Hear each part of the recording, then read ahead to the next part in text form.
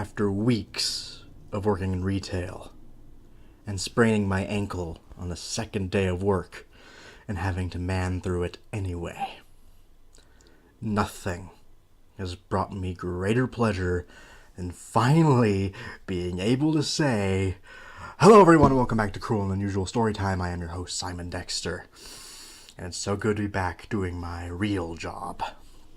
So, I just want to say one little quick thing before we get started here. I just want to thank you all for being so patient and being so cool. I usually don't like to call you guys fans because that feels really pretentious of me and I'm still so low on the ladder.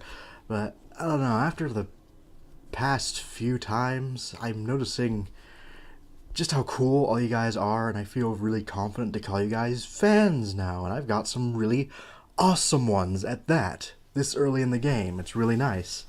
So, keep up the awesome work. So, we are finally resuming Patrick's diabetes. I know where we left off, but don't really recall what happened last time. But I will bet you all a twerk video that it was all a bunch of uninspired, uninteresting, and plain not scary tripe. So don't expect that twerk video. So, enough dinking around, I just want to get started. So, sit back, relax, and enjoy Patrick's Diabetes Part 2, even though this is the Part 3 video, but it's the Part 2 of the actual story. I hope you get what I mean there. Let's go. Okay, 10:04 p.m. Subject? No subject. Has there been a subject at all throughout this thing? Stop writing a subject line. If you're never going to give us a subject, it makes no sense. Am I wrong? Just saying. A time card came into the scene. You all already know that a time card on a television show is a card on a television show to represent how much time has passed and a certain time it is in the show. Example, 2 hours later. Writers, don't treat your audience like they're stupid. We can figure it out for ourselves. Thank you. However, in SpongeBob, the time cards are famous in the show. Famous. Normally in the show, they have a very colorful background with the narrator reading the text in them. The time card, however, had a solid black background with white words written over, similar to the Krusty Krab training video. Again, borrowing from other episodes. Grand. There were no narrator. There was no narrator. Reading the text. It read, 3 weeks has passed.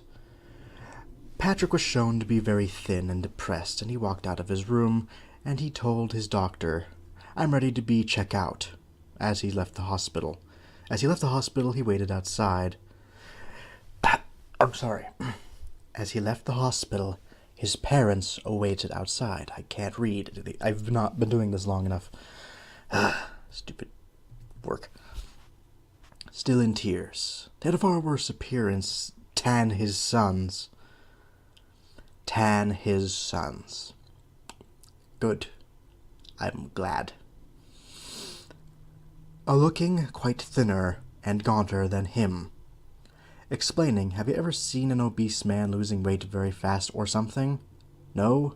Me neither. But here's what they look like in my humble way. Patrick and his parents look thin, their pear-shaped body shrunken to an oval-like body. Their arms, with the wrong there, it's T-H-E-I-R, smart pants. Their arms, cone-like head and legs, were as thick as a scrawny index finger. This is a creepypasta, right? It's supposed to be? I was told very specifically it was. I don't know. As the bubble transmission happened again, Patrick was shown sitting on top of his rock, more distraught than ever. The music was depressing and sour. A piano song, actually. Was it this nonsensical in the last one? I don't recall. The camera zoomed to Patrick, and it then pans to show the rest of the environment. SpongeBob, Sandy, and Squidward were standing outside, next to the rock with sad faces. They came over to see if he was doing fine. And we're switching back to script dialogue. Why wasn't script dialogue when Patrick wanted to be discharged, whatever the word is, checked out, pardon me. SpongeBob, Patrick, are you okay? Patrick, no. Sandy, I brought you flowers, holding them without so much enthusiasm. No, almost lost it. Thanks. Patrick, we feel bad for you. Why don't you come with us? Why don't you all leave me alone? I'm having a bad day. I'm gonna try and do some slight voice acting here, because I don't want to read the name before every fucking line, because that would get obnoxious, I'm sure. He then went inside his rock. Patrick, you can't stay down there forever. Yes, I can. I'd rather stay in my dinchy hole anyway. I don't think dinchy is a word. Also, he stays in his house a lot all the time. This isn't exactly new territory.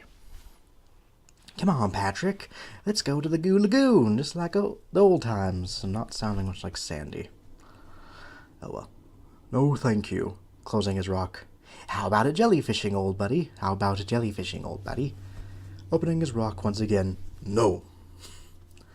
The way I'm reading it, this could almost come off as funny. Almost. The rock closed once again. Patrick, there's so much more in life. Squidward forcing his neighbor's rock open. You can't stay under this cold rock forever. Yes, I can. No, this is Patrick. I used to watch a lot of SpongeBob back in the day. Shut his rock very hard on Squidward's face, shaking the screen. Well, now what? I don't know, SpongeBob, but if Patrick refuses to spend some time with us, he may have given up already. Patrick may die soon, and he's probably not going to die soon, unless he has, like, type 10 diabetes. I don't think there's a type 10. Don't listen to me. I'm not a doctor. I can't be around someone who's about to die. I'm sorry, SpongeBob, but I can't take it anymore. Oh, go back to the surface, you pussy. She ran back home in tears. Well, I can't take it either, SpongeBob. As he also starts feeling guilty. But I might go home, too, crying on my bed. Give SpongeBob a note. Give this to Patrick. He walked back home in tears. SpongeBob reads the small note and didn't waste time in slipping it into his friend's house with his jellyfishing net in hand. He slowly walked away from Patrick's. I'm ready for the best day ever. Who am I ever kidding? La la la. It's my tiny violin. It really, really sucked. I apologize for that. At the end of this conversation, Patrick was shown picking up the note Squidward wrote for him. It said, Patrick, I'm so sorry for you, Squidward. My Squidward voice sucks. Patrick then dropped the note, sat on the bed, and cried softly. It went like this for about a minute and a half until he stopped and laid on his bed. The camera slowly zooms in, giving us that of a first-person view of the starfish as he closed his eyes and tried to get some sleep. I don't recommend those light-hearted readers to reach this point of this episode for reasons you'll soon find out in my next post. I'm not light-hearted, so this isn't going to do shit to me, I assure you. Post number 3, November 27th, 2012. Subject, Act 2, The Nightmare. Oh, now we get subjects. I guess we're cool enough now. Just before I need to tell you the next act, let me ask you, ever watch In Spongiac, Squidward, and Clarinet Land, some random weird videos called YouTube Poops, or the Family Guy Ratings Trap episode Seahorse Seashell Party?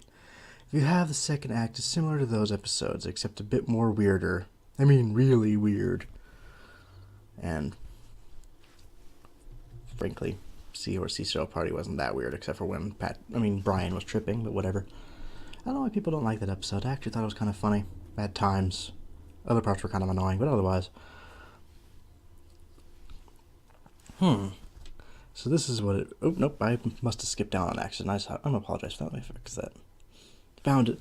As the screen stayed black for a few moments, moans of Patrick come up. Where's the light, ma'am? As he said that line, a loud sound of light shot on, with screen shooting a bright white screen. Shrieks similar to Homer Simpson and hiss like a vampire. I don't know, you could just say shriek. You don't have to describe it using other things, because that just makes it seem even less creative. The light, it burns. Turn it down, turn it down. The lights turned down, and what shone was a knife in front of Patrick. Patrick screamed again like Homer. Why? Is that all you have, really, Homer? I don't care. Then all lights flickered until everything flashed to back once again. The lights turn on for a third time, showing the Krusty Krab's kitchen, while the camera pans from left to right. Patrick is shown in the middle of the screen, So this is what reality is, he comments. It sounded quiet. Too quiet. Also, why did it go back to being a novel format? If this is an episode, why isn't the whole fucking thing written in script format? I'm sorry, that drives me crazy. That drives me fucking up a wall. A boom was heard, shaking the screen. It sounded far away and loud, like a giant was walking. Boom, boom, boom. I gotta stop.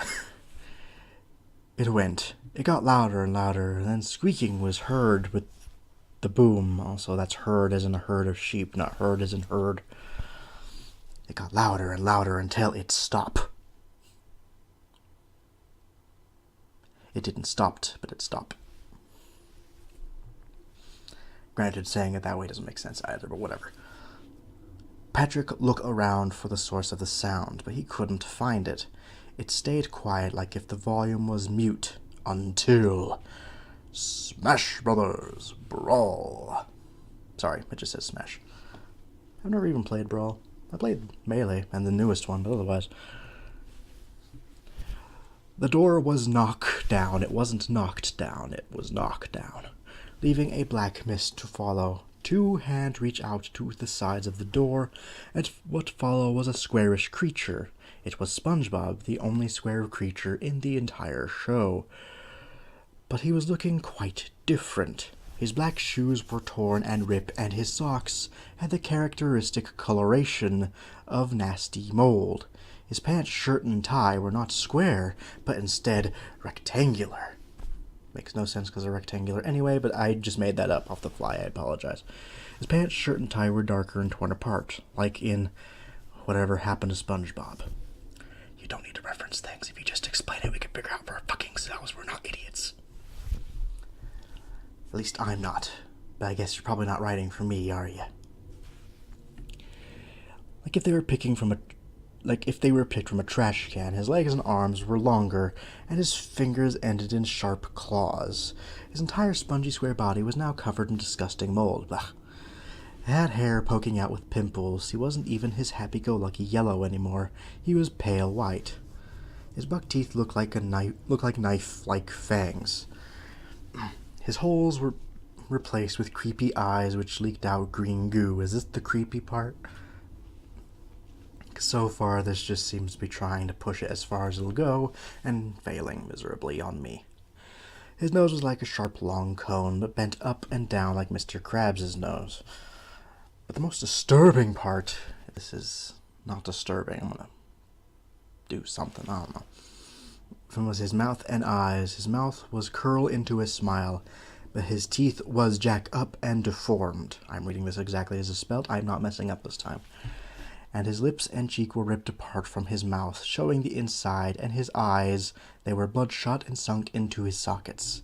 His sockets were dark pink, and they were leaking green goo.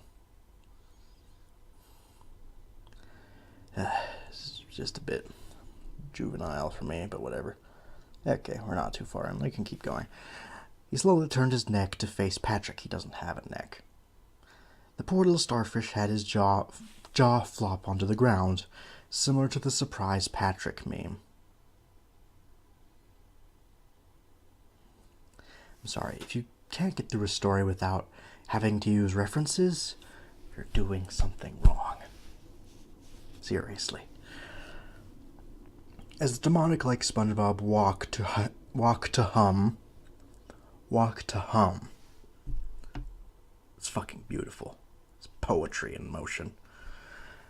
The music playing in the scene was dramatic and action orchestra-like. That makes no sense. That makes no fucking sense.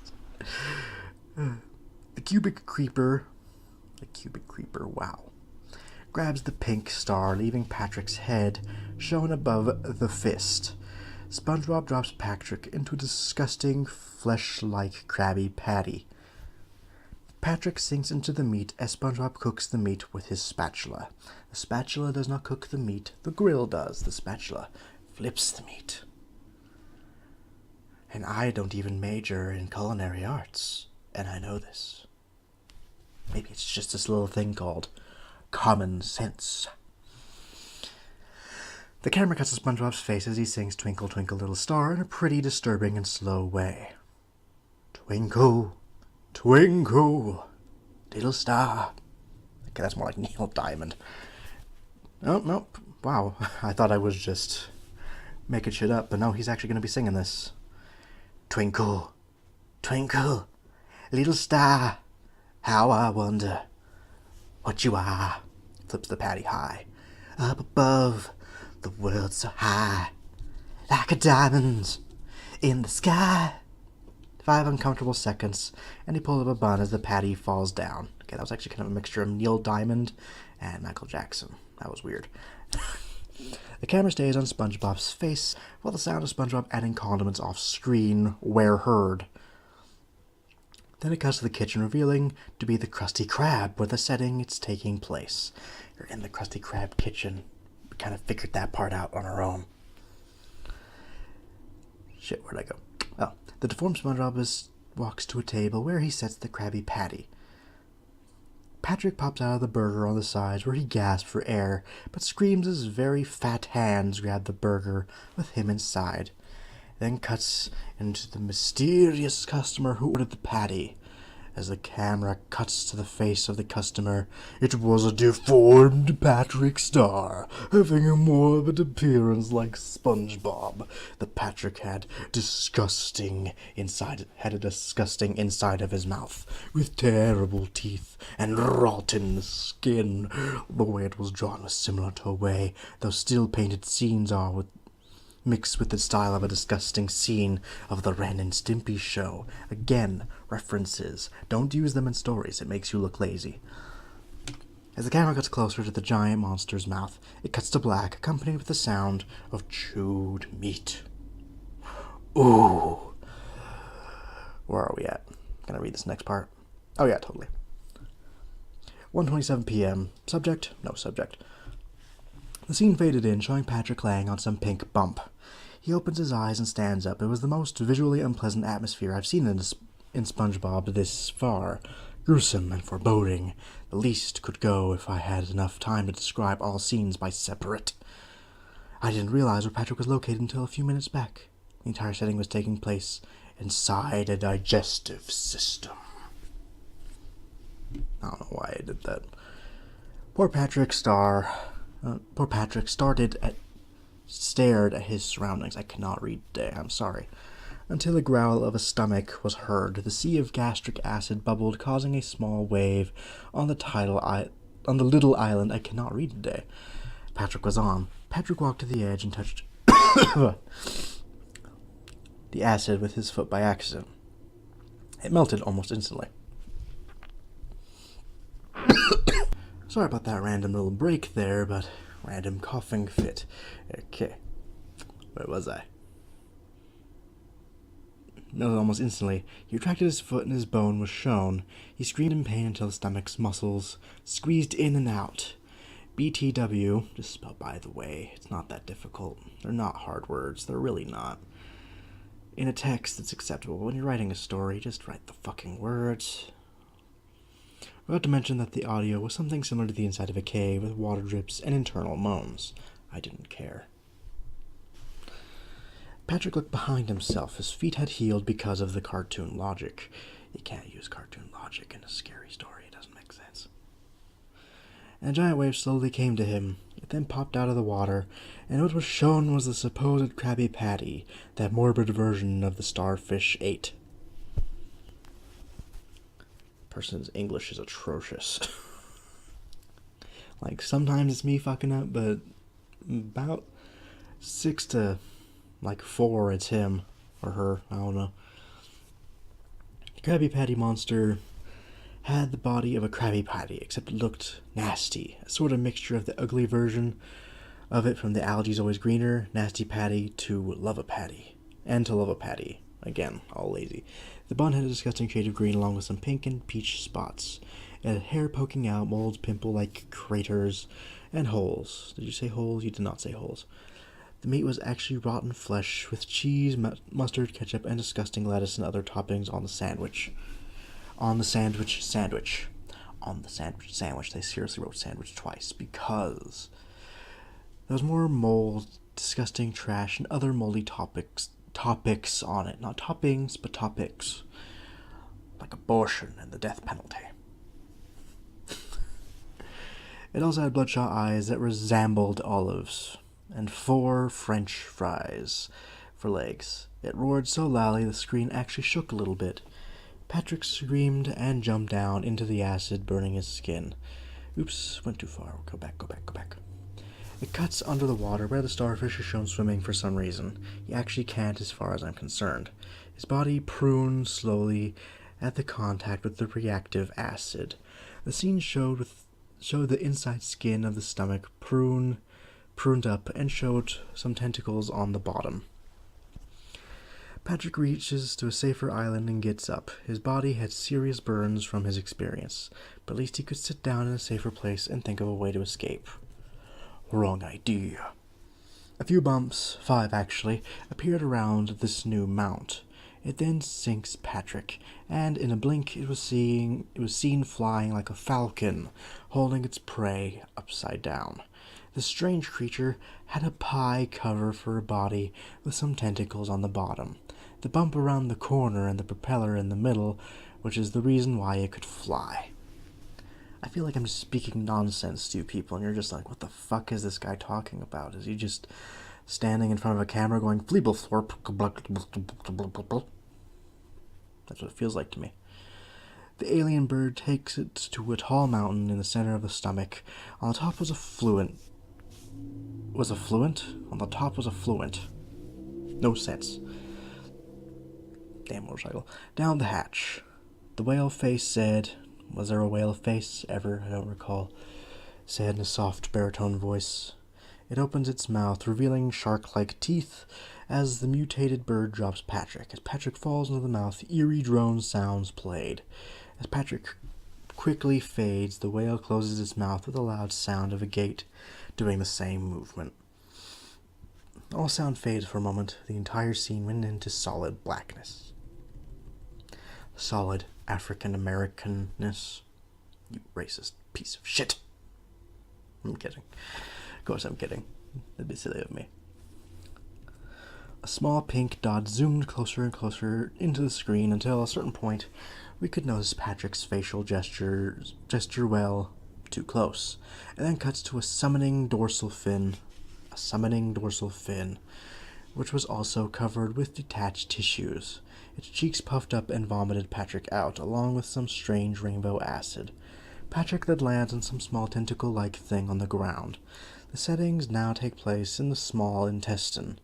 Patrick got up and looked around his surroundings. He sees the rainbow acid getting sucked up by the tentacles on the ground.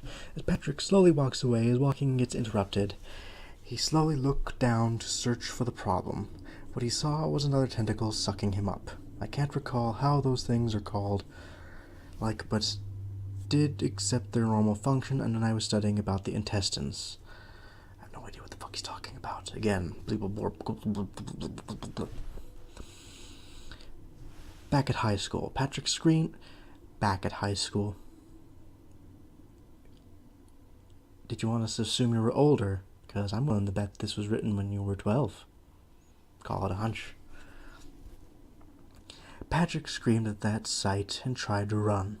He fell with a big oomph on the ground and gets sucked up in a faster rate. The camera cut loose to his face, and he went off screen. It then pans to the left. His head was the only part of his slimy prison. Part out of his slimy prison, sorry. He gasped for air as the thing snug him up completely. He then popped out from the walls and floated around the new environment. This new place seemed very dark and lonely, like in an undiscovered cave. Patrick floats around for a little bit until red oval objects swooped by, causing him to follow their current. It must be the blood cell, which could explain why it was tinted with hemoglobin. I know what hemoglobin is, but he's getting this all from watching an episode one time. I'm just saying. There's no way he memorized this whole fucking thing. He had to have made it up, proving that it's not real. Patrick flows up and down through the vein by his scared expression. The current was faster than he imagined. This went on for a minute, showed Patrick comically bumping into cells during his course. It then cuts to the vein's final exit. Wrong spelling of vein, my friend. Leading right to a brain. The brain, he does not have multiple, so a brain is a bit silly. It cut to the inside view of said group of tissue, showing Patrick floating around. He then gets sucked into a black hole, which was sucking up the cells as well. As the camera zooms into the hole, everything and everyone went silent. There was only one person, so everyone is a bit weird. Went silent for a few seconds. No longer a new thing for us, I can tell. That didn't stop him to look around and search for something that could prevent his assured demise until... slash! A big ivory syringe poked Patrick's forehead. Needles do not slash, they stabbed. Forehead. It then went for his arms and legs, puncturing them in the process. The screen froze for a while, having an insight of the immense pain the poor starfish had gone through. His left arm, he wrote arm twice for some reason, swelled in an abnormal manner. There goes the other arm, both of his legs, and his head. Patrick swelled too much. He now had the appearance of a big pink circle with 5 smaller ones surrounding his deformed body. His face and pants strangely disappears in this transformation. He then exploded, blood-red goo splatting the screen in the act. It slowly slides down, showing Patrick's mutilated skin falling into the dark, along with his heart, the only organ which strangely remained intact after its user's abrupt disintegration. And I'm going to have to cut it there. There's still quite a bit to part 2, but I don't want it to run too long, so we're just going to cut it. I don't know when I'm going to get a chance to record again. I might try and record Sunday's video later today if I can. But if not, I'm going to try and figure out what to do for Sunday and next week. So yeah, the work schedule is going to kind of throw me off. I'll try and keep you in the loop to the best of my ability, but you never know.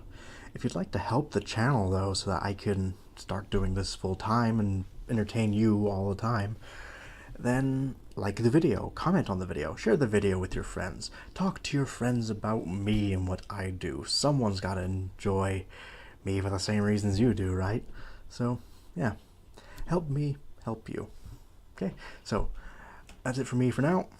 Hopefully I will see you all real soon. You all have a good one.